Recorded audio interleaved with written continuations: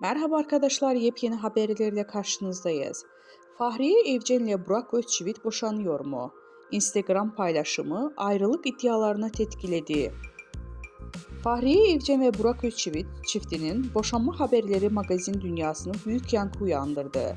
Evcen'in Instagram'daki son hareketi ayrılık söylentilerini alevlendirdi. Peki ünlü çiftin arasındaki bu iddialar doğru mu? İşte merak edilen ayrıntılar.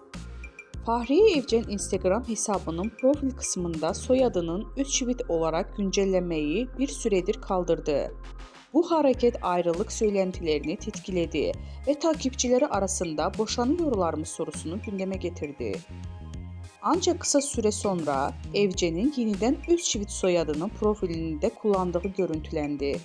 Özçivit çiftinden henüz boşanma iddialarıyla ilgili herhangi bir açıklama yapılmadı. Bu gelişmelerin ardından ünlü çiftin ilişkilerine dair yorumlar sosyal medya hesabında hızla yayıldı.